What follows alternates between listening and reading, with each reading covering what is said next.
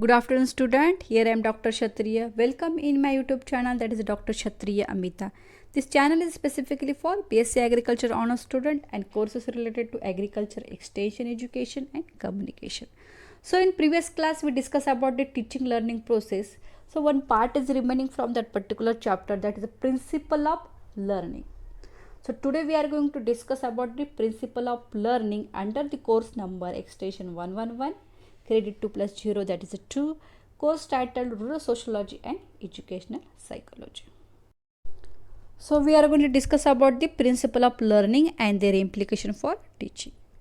So why this principle is needed? So they provide the good guidance for making learning in extension effective.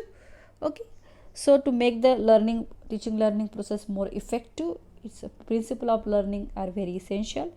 So which are that particular principles are there? There is 8 principle of learning. Okay. So first one is a principle of association. Second one is a principle of clarity. Third is a principle of self activity. Fourth is the principle of readiness, that is the motivation, and principle of rewards, that is the satisfaction. Then fifth one is the principle of practice, that is a law of exercise. Principle of disassociation. Then 7 number principle of timing, and 8 number principle of environment. So these are the 8 principle of learning are there. We are going to discuss in brief and their implication for teaching. Okay, so we are going to discuss one by one. So first is a principle of association. So what is the principle of association? What is meant by association? So learning is a growth like and continuous. Okay. So it is a kind of learning that takes place is the result of the kind of experience we have. So whatever the experience we have, it is the result of that particular experiences. New learning may be associated with the previous successful. If any previous learning is there, it will be the successful. So that should be associated with the new one, and we have the satisfying response toward the particular thing or particular learning. So how it implication for teaching? So it began at the level of the learner. Okay. So this particular principle of association. Association means gathering. So new must be related to the old experience. So whatever the new learning we are going to learn in particular teaching, so whatever the experience we got from the old, that is a thing is this association between the new and old learning. So if you want to improve the new, so you should have the old experience with you. So that is the thing is here. Now the next is how it is implicated for teaching. The third point is the adjust the pace to the learner's capacity, one idea at the time. Okay, you should have the one idea at the time. We are talking about the principle of association. Okay, just you listen carefully. So it should bring the idea to the attention of the learner repeatedly and over a period of time. So just keep in mind, principle of association is what? It is that takes place in the learning. Okay, whatever the experience you have with your previous learning, and it should be the associated with the new learning. So if it is a previous learning is successful, it will be have the that experience or that thing to the your new learning. Okay, so it will have with your particular learner this particular implication for the teaching. So it begin at the level of the learner. Okay, so new is related to the old experience. It is about your principle of association.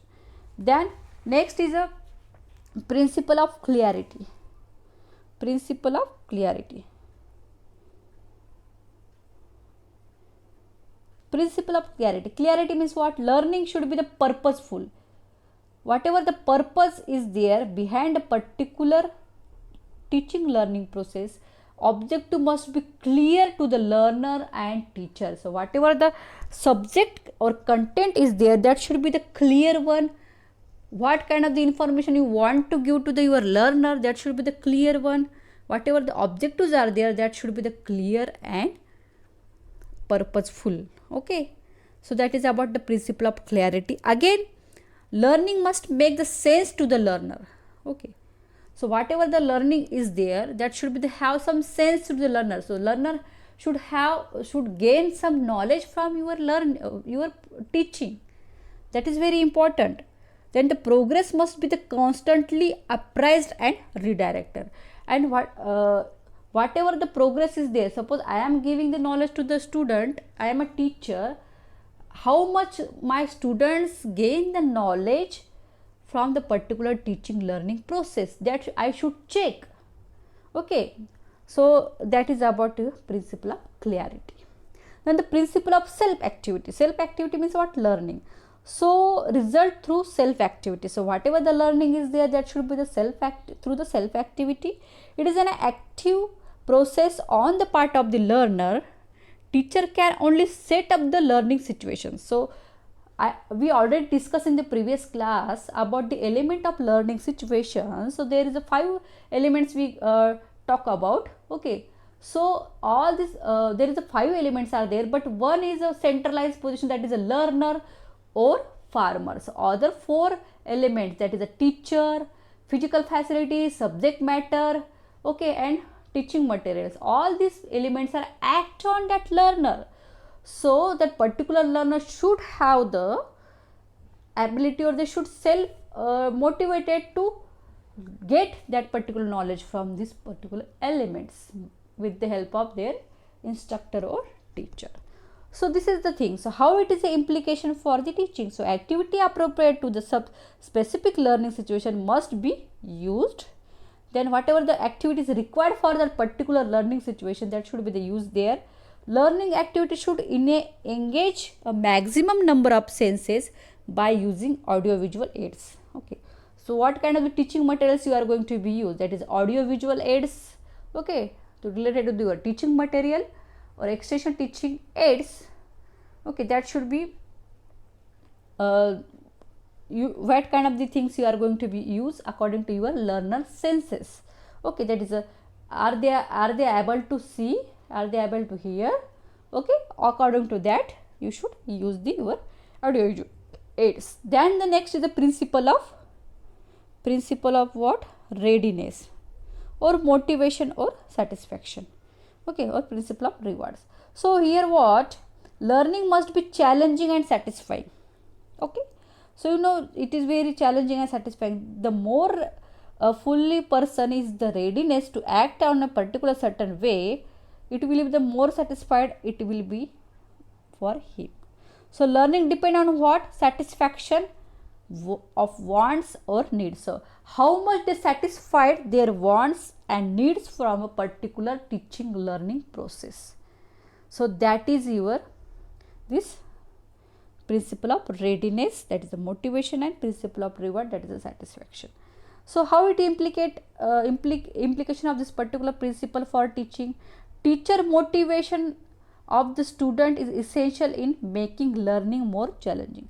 So teacher should motivate the learner to make particular learning more challenging.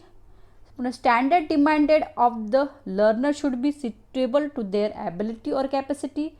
Then appropriate and timely recognition should be given to the student achievement.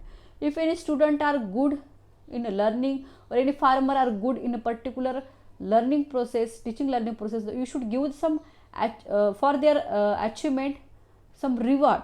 Okay, so appropriate recognition is very important to get the satisfaction. Okay, so it should be given by the teacher to the learner. So this is about your principle of readiness and rewards. Then the next is a principle of practice or law of exercise. What is this? Learning must result in a functional understanding. Okay, how it implement for the teaching? Course content should be organized into meaningful units. Okay, that is the one of the thing is here. And theory should be related to the practice and provide activities that stimulate actual use situation. So these are the 3 things implications for teaching under the principle of practice, which are that course content should be the organized and meaningful, theory should be the related to the practice, and whatever the activities you should going to be provide, okay, that stimulate the actual use situation. Okay, so these are the some things under this principle of practice. Then next is your principle of disassociation. So what is this particular principle? Learning is affected by the emotions. Okay, so if in emotions are there, it will be affect on the learning. So implication for teaching: strive to increase the pleasant emotion and decrease unpleasant emotion. Means you should try to maximize the positive environment and decrease the negative environment. Okay, so student in connection with their learning process. So try to avoid emotional things here. Train the expression of emotions in the right direction. So whatever the emotions are there or expressions are there, teacher should train that particular expressions in a right direction. So that is about the principle of disassociation. Then the next is what? Principle of timing. So learning takes place more reading when the facts or skills are given at the time. When the particular learning should be the more effective, when the particular information giving on a time in a skillful manner, okay, or just before the time when they are to be used in a serviceable way. So that is about the principle of timing. How it is implement for the teaching: select the appropriate time depending on the learning activity. Okay, so it will be the give that particular information on the time to the learner. That is about the principle of timing. Then the next is a last principle of environment. It is very important. So learning is affected by the physical and social environment. Okay, so how it is implicate for teaching? The general physical environment should be suitable to the kind of learning taking place. So physical environment is very essential, it will be the suitable for the learning whatever they are taking place. Okay, so physical environment is essential. A specific physical factor of the meeting place should be suitable to the activity which are going to be selected for the use in the learning situation. Okay, so whatever place you are going to be select for the meeting purpose in between the learner or student or extension worker and farmers, okay, that should be the suitable for that particular learning situation. The teacher should recognize and utilize the effect of the type social environment on a learning. Okay, that should be also essential.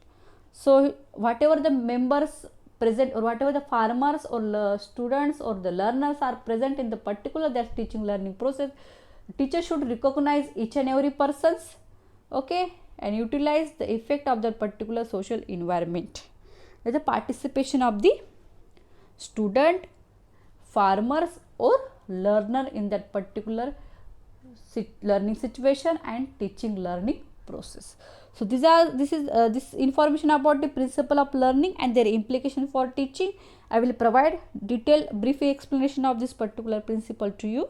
Okay, and the question come on this particular topic is enlist principle of learning and explain detail any one. So not that much question is asked on this particular topic, you just enlist all the principle. Okay, so this is about this topic. Thank you.